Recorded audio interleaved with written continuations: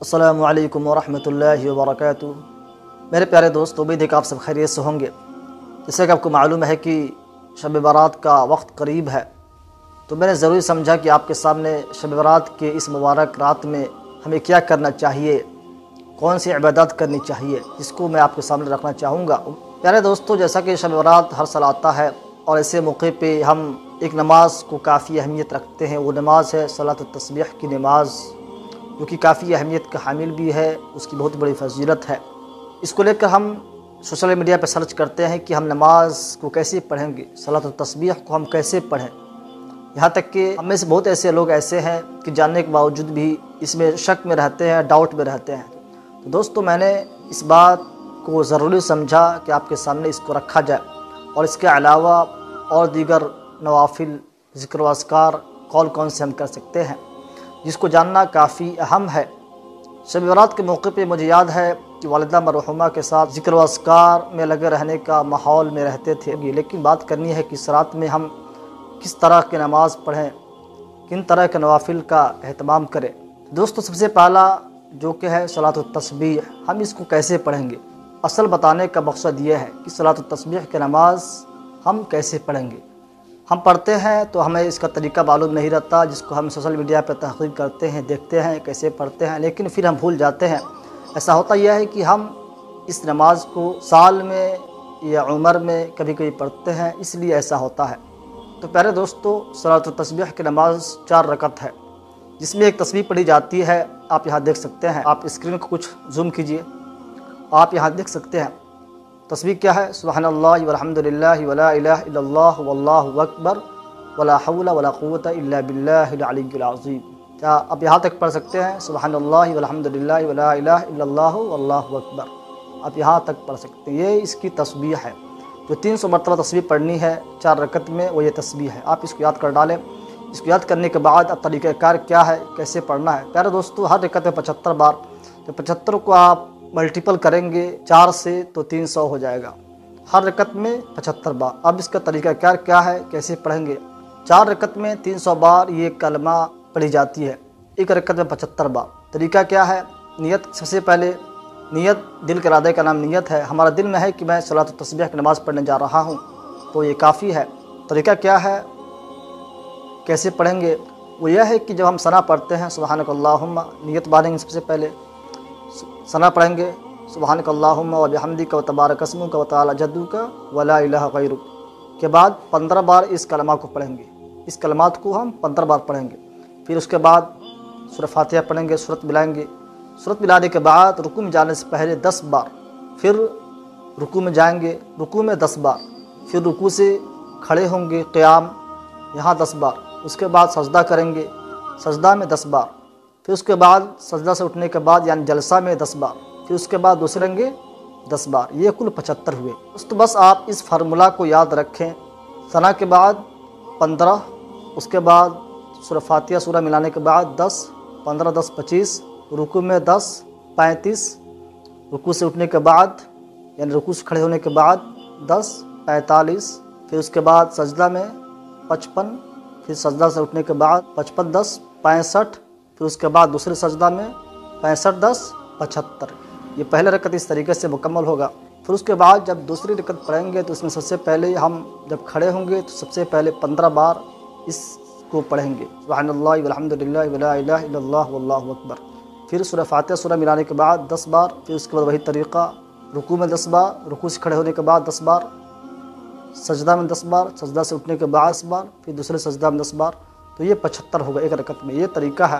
آپ اس فارمولہ کو یاد رکھیں گے کہ ثنا پڑھنی ہے، ثنا پڑھنے کے بعد 15 مرتبہ، پھر اس کے بعد 10 بار، ثنا پڑھنے کے بعد 15 بار، سورہ فاتحہ سورت ملانے کے بعد 10 بار، 15، 10، 25، پھر رکوع میں 10 بار، 35، رکوع سے کھڑا ہونے کے بعد 10، 45، پھر سجدہ کریں گے اس میں 10، 55، سجدہ سے اٹھنے کے بعد یعنی جلسہ میں جو بیٹھتے ہیں 65، پھر اس کے بعد دوسرا سجدہ کرنا ہے 75۔ یہ معمول اس ترتیب سے آپ پڑھیں گے تو 4 رکعت میں 300 بار یہ تسبیح پڑھی جائے گی۔ یہ اس کا طریقہ ہے، کافی آسانی کے ساتھ آپ سمجھ سکتے ہیں۔ پیارے دوستو، یہ مبارک رات کافی اہمیت کا حامل ہے، بہت مبارک رات ہے۔ اس رات میں اللہ تبارک و تعالی آسمان دنیا پہ جلوہ افروز ہوتے ہیں، تو ہمیں اس رات میں خوب بڑھ چڑھ کے عبادت کرنی چاہیے۔ اللہ تعالیٰ کہتا بھی ہے قُلْ يَا عِبَادِيَ الَّذِينَ أَسْرَفُوا عَلَىٰ أَنفُسِهِمْ لَا تَقْنَطُوا مِن رحمة اللہ، کہ میرے وہ بندے جو گناہ کرتے کرتے تھک چکے ہیں، یعنی میرے گنہگار بندے، ایسے بندے اللہ کی رحمت سے مایوس نہ ہو۔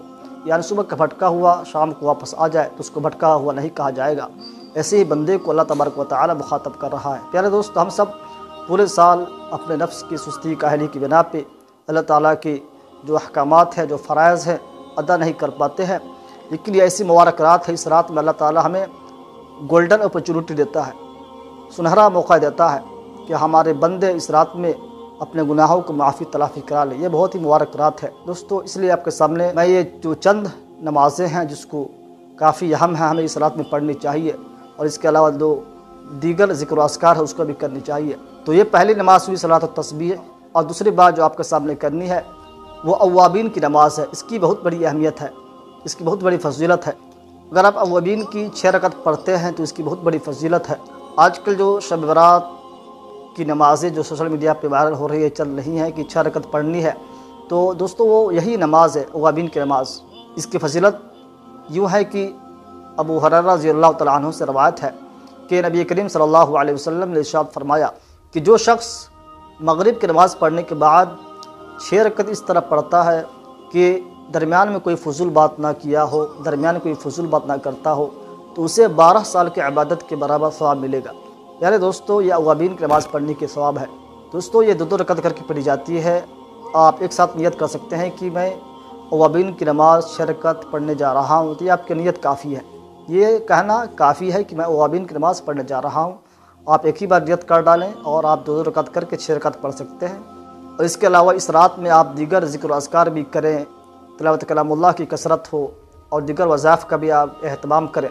لیکن جو چند نمازیں ہیں جس کو بتانا کافی اہم ہے، پہلا تو صلاۃ التسبیح کو بتایا، دوسرا اوابین، اور جو تیسری نماز ہے ہم سب کو اس موقع پہ پڑھنی چاہیے۔ اور کیونکہ ہم ایسے موقع پہ خود کو فارغ کر ڈالتے ہیں، خود کو فارغ کر لیتے ہیں، ہمیں اس رات میں کافی اہتمام کرنی چاہیے، کیونکہ ہم پورے سال گناہ کی نحوست کی وجہ سے، اپنے نفس کی سستی کاہلی کی وجہ سے اللہ تعالیٰ کے احکامات فرائض کو ادا نہیں کر پاتے ہیں۔ تو کم از کم اس رات میں خلوص کے ساتھ ہم اللہ تعالیٰ کی عبادت کریں۔ تو دوستو تیسری چیز کیا ہے؟ تہجد کی نماز۔ پیارے دوستو، تہجد کی نماز کی بہت بڑی فضیلت ہے۔ فرض نماز کے بعد جو سب سے اہم نماز ہے وہ تہجد کی نماز ہے۔ اللہ کے نبی محمد مصطفیٰ صلی اللہ علیہ وسلم نے پوری زندگی اس کو اہتمام کے ساتھ پڑھا، آپ پہ یہ فرض تھا۔ ایک حدیث شریف میں آتا بھی ہے کہ اللہ کے نبی نے فرمایا کہ اگر میری امت کی دشواریوں کو مجھے خدشہ نہ ہوتا تو میں اس نماز کو فرض کر ڈالتا۔ دوستو تہجد کی نماز 6 رکعت، 8 رکعت، 10 رکعت، 12 رکعت، 14، 16 آپ پڑھ سکتے ہیں۔ جتنا ہو سکے نفل کی نماز آپ تہجد کی نماز میں پڑھیں۔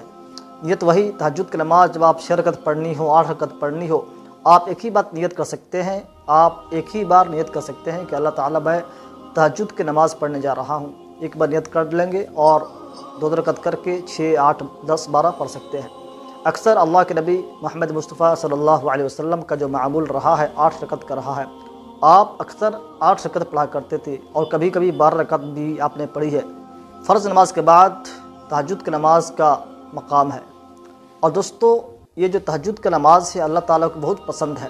آپ صلی اللہ علیہ وسلم پہ یہ نماز فرض تھا، آپ نے کبھی اس کو ناگہ نہیں کیا، کبھی آپ نے اس کو نہیں چھوڑا۔ اور ظاہر سی بات ہے اس رات میں آپ جگہ رہیں گے، رات بھر ذکر و اذکار میں مشغول رہے ہوں گے، اس کے بعد آپ فجر کی نماز پڑھیں گے بجماعت، اور نماز پڑھنے کے بعد نیند تو آئے گی، لیکن کچھ ہمت دکھانی ہے، نیند نہیں آنے دینی ہے، بلکہ فرض نماز پڑھنے کے بعد ایک اور نماز ہے، چوتھی نماز۔ پہلا میں نے بتایا صلاۃ التسبیح کی نماز، دوسرا اوابین کی نماز، اور تیسرا تہجد کی نماز، اور یہ چوتھا نماز ہے، کیا ہے چوتھا؟ کیا ہے؟ اشراق کی نماز۔ دوستو اس کی بہت بڑی فضیلت ہے۔ رات بھر کے جگہ ہوں گے تو ظاہر سی بات ہے نیند آئے گی، نیند کا غلبہ ہوگا، نیند کا خمار ہوگا، لیکن کچھ ہمت دکھا کر آپ کو چاشت کی نماز پڑھنی چاہیے، کیونکہ یہ گولڈن اپرچونٹی ہے، ایک سنہرا موقع ہے، اللہ رب العزت کی جانب سے بندوں کو عطا کیا جاتا ہے۔ ایسے مواقع، شب برات کی رات ہو، شب برات ہو، یا لیلۃ القدر ہو، اس طرح کا اور دیگر مواقع آتے ہیں پورے سال میں، پیارے دوستو، اس اشراق کی نماز کی بہت بڑی فضیلت حدیث شریف میں آئی ہے، اور جہاں تک مجھے یاد ہے کہ والدہ مرحومہ کا بھی یہ پورا اہتمام پورا زندگی رہا ہے، آپ نے پوری زندگی اہتمام کے ساتھ اس کو ادا کیا، آپ پڑھتی رہیں۔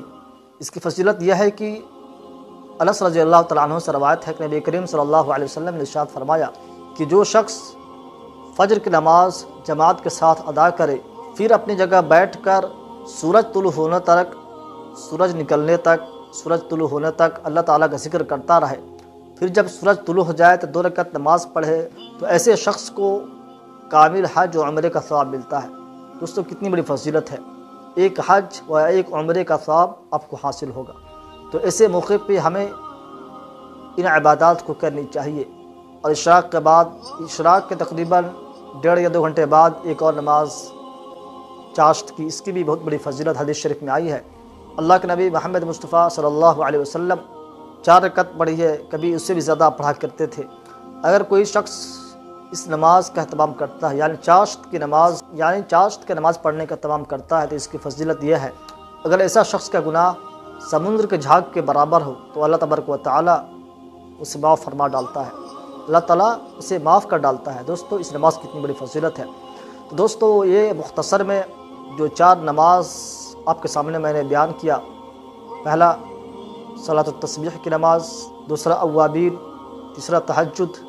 دوستو یہ چند جو نمازیں ہیں آپ کے سامنے میں نے رکھا، کافی اہمیت کا حامل ہے، ہمیں ان ایام میں ان جیسے راتوں میں پڑھنی چاہیے، اہتمام کرنی چاہیے۔ پہلا صلاۃ التسبیح کی نماز ہوا، اور دوسرا اوابین، اس کے بعد یہ تہجد کی نماز، اشراق کی نماز، چاشت کی نماز۔ دوستو ان نمازوں کا ہمیں ایسے موقع پہ اہتمام کرنا چاہیے، اور اس کے علاوہ جہاں تک ہو سکے، جہاں تک آپ کی استطاعت ہو، آپ اپنے طاقت کے موافق اس رات میں عبادت کریں، کیونکہ حدیث میں ہے، کثیر تعداد میں حدیث موجود ہے اس رات کی عبادت کی فضیلت کو لے کر۔ اگرچہ وہ حدیث سند کا اعتبار سے ضعیف ہے، لیکن کثیر تعداد میں ہے، اور حدیث کا ایک اصول بھی ہے کہ اگر احادیث کثیر تعداد میں ہو تو حسن کے درجے تک پہنچتے ہیں۔ دوستو یقیناً یہ رات اہمیت کا حامل ہے، فضیلت کا حامل ہے، ہمیں اس رات میں عبادت کرنی چاہیے، اللہ تعالیٰ کو منا لینی چاہیے۔ اللہ تعالیٰ سے دعا ہے کہ اللہ تبارک و تعالیٰ ہم سب کو اس رات کا اہتمام کرنے کی توفیق عطا فرمائے۔ السلام علیکم ورحمۃ اللہ وبرکاتہ۔